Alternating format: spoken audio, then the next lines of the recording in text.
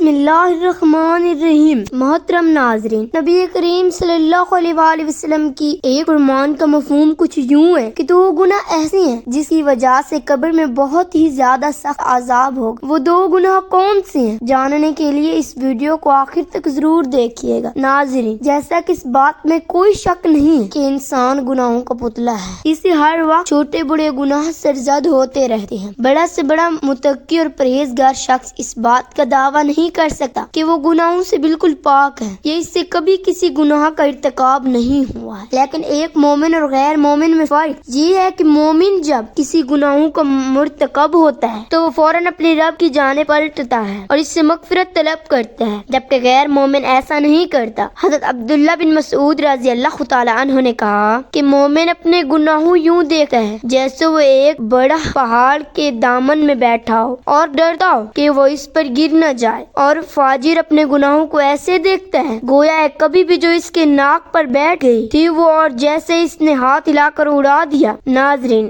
گناہ تو گناہ ہوتا ہے، چاہے چھوٹا ہو یا بڑا ہو، مگر 2 گناہ ایسے ہیں جس کی وجہ سے آپ کو قبر میں سخت عذاب ہوگا۔ وہ قبر کے قریب سے گزرے 2 قبریں تھی۔ آپ صلی اللہ علیہ وآلہ وسلم نے فرمایا کہ ان دونوں میں عذاب قبر ہو رہا ہے۔ آپ صلی اللہ علیہ وآلہ وسلم نے فرمایا کہ ایسا گناہ نہیں جس کو لوگ بڑا سمجھتے ہوں، بلکہ ایسا گناہ جو کہ بہت چھوٹا سمجھا جاتا ہو، اور اس گناہ کی وجہ سے ان کو عذاب قبر ہو رہا تھا۔ ناظرین، ہماری یہ غلط فہمی ہے کہ ہم بعض اوقات بہت سے گناہوں کو ہلکا سمجھتے ہیں، لیکن اللہ کی نظر میں وہ بہت بڑے گناہ ہوتے ہیں۔ ہم زنا کو بڑا گناہ سمجھتے ہیں، یقیناً یہ بڑا گناہ ہے۔ شراب یقیناً بہت بڑا گناہ ہے۔ قتل کرنا بھی یقیناً بہت بڑا گناہ ہے۔ نماز قضا کرنا بہت بڑا گناہ ہے۔ شرک کرنا، والدین کو اذیت دینا، مگر کچھ گناہ ایسے ہوتے ہیں جو ہوتے ہوئے بہت بڑے ہیں لیکن چھوٹے مجھے جاتے ہیں۔ تو اس لیے آپ صلی اللہ علیہ وآلہ وسلم نے فرمایا کہ ان دونوں قبروں کے اندر ان دونوں اشخاص کو ایسے 2 گناہوں کی وجہ سے عذاب ہو رہا ہے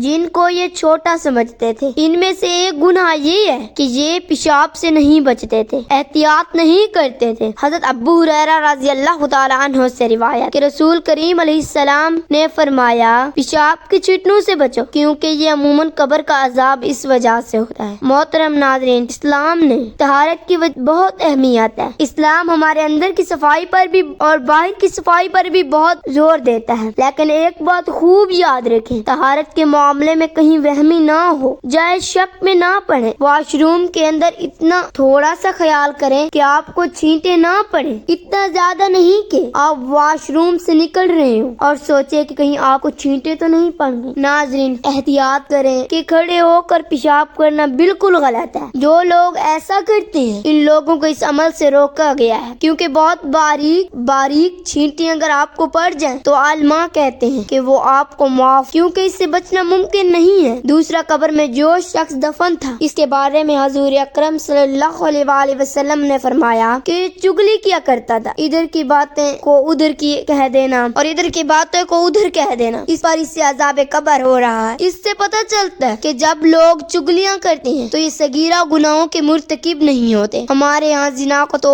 بڑا سمجھا جاتا، شرابی کو بھی برا سمجھا جاتا ہے، لیکن چغل خور کو کچھ بھی نہیں سمجھا جاتا۔ یہ چغل خور ایسی لڑائیاں کرواتا ہے کہ آپس میں محبتوں کو نفرت میں تبدیل کر دیتا ہے۔ بھائی کو بھائی سے لڑوا دے گا، شوہر کو بیوی سے اور بیوی کو شوہر سے لڑوا دے گا۔ چغل خور کے بارے میں قرآن کریم کیا کہتا ہے؟ حدیث پاک میں ہے، یہ صغیرہ گناہ نہیں ہے۔ صحیح بخاری میں اس طرح بیان کیا گیا ہے، رسول صلی اللہ علیہ وآلہ وسلم ایک دفعہ مدینہ یا مکہ کے ایک باغ میں تشریف لے گئے۔ وہاں آپ صلی اللہ علیہ وآلہ وسلم نے 2 شخصوں کی آواز سنی جنہیں ان کی قبروں میں عذاب کیا جا رہا تھا۔ آپ صلی اللہ علیہ وآلہ وسلم نے فرمایا کہ ان پر عذاب قبر ہو رہا ہے اور کسی بہت بڑے گناہ کی وجہ سے نہیں۔ پھر آپ صلی اللہ علیہ وآلہ وسلم نے فرمایا بات یہ ہے کہ ایک شخص ان میں سے پیشاب کے چھٹنوں سے بچنے کا اہتمام نہیں کرتا تھا اور دوسرا شخص چغل خوری کیا کرتا تھا۔ پھر آپ صلی اللہ علیہ وآلہ وسلم نے کھجور کی ایک ڈالی منگوائی اور اس کو توڑ کر 2 ٹکڑے کیے اور ان میں سے ایک ٹکڑا ہر ایک کی قبر پر رکھ دیا۔ لوگوں نے آپ صلی اللہ علیہ وآلہ وسلم سے عرض کیا کہ یا رسول اللہ صلی اللہ علیہ وآلہ وسلم، آپ صلی اللہ علیہ وآلہ وسلم نے ایسا کیوں کیا؟ تو آپ صلی اللہ علیہ وآلہ وسلم نے فرمایا اس لیے کہ کہ جب تک یہ ڈالیاں خشک ہوں اس وقت تک ان پر عذاب کم ہو جائے۔ نبی کریم صلی اللہ علیہ وآلہ وسلم نے کے